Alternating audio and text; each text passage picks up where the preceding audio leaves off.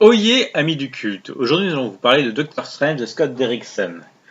14e film du Marvel Cinematic Universe, deuxième film de la phase 3 de celui-ci, et premier film parlant du multivers ainsi que premier film parlant de la magie, avec un grand M au sein de Marvel. La réussite de ce film était d'ailleurs une gageure, tant rien que le visuel proposé dans les comics originaux du personnage semblait impossible à retranscrire au cinéma.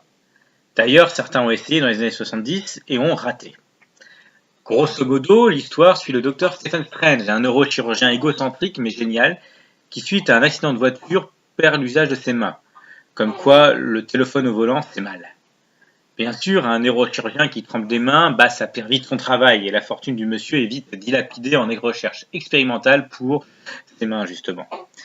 Et comme rien ne marche, il se tourne vers la magie et la spiritualité, enfin presque.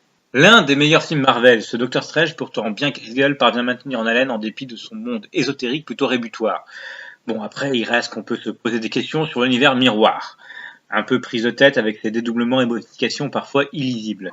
Mais les voyages dans les autres univers, sorte de trip sous LSD, totalement baroque, sont magnifiques et font littéralement planer. Quand on sait que l'un des créateurs, en fait le créateur principal, Steve Ditko, est un adepte de la philosophie objectiviste d'Ayn Rand, en gros la réalité est présente, même sans observateur, et donc brûlons ces connards de hippies. Je simplifie beaucoup. Mais pas sûr que Ditko portait les cheveux longs aux idées courtes dans son cœur. Bref, revenons au film. Grande idée que de la présence de Benedict Cumberbatch dans le rôle de Stephen Strange, même si le rôle se rapproche quand même au début du métrage de ce que celui-ci a toujours fait au sein de toutes les productions qu'il a jouées. Le génial, asocial, arrogant, comme dans Sherlock et dans Imitation Game. Mais la grande surprise provient du reste du casting, d'un Mads Mikkelsen charismatique en diable dans le rôle du méchant qui s'allie à une entité cosmique dévoreur de monde. Un méchant plutôt bien écrit puisque celui-ci nous atteint avec sa détresse évidente. Mais le grand bluff a été de caster l'actrice Tilda Swinton dans le rôle de l'ancien. Nous savons que celle-ci est intemporelle et elle le rend si bien. Outre son casting, l'autre point fort du film est un scénario laissant des respirations avec des petites doses d'humour, suffisamment fines et bien placées, pas trop lourdes, juste comme il faut. Et ça, c'est à l'époque actuelle quelque chose de plus en plus dur à trouver.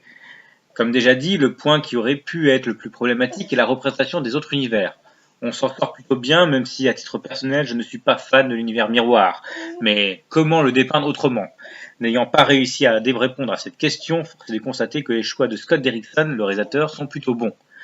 Le réalisateur ayant œuvré au préalable sur des séries B plus ou moins bonnes, on parle quand même du réalisateur qui a pondu le remake du jour où la Terre s'arrêta et des réalisateurs Inferno, même si l'exorcisme d'Emily Rose et Sinister ont grandement relevé le niveau.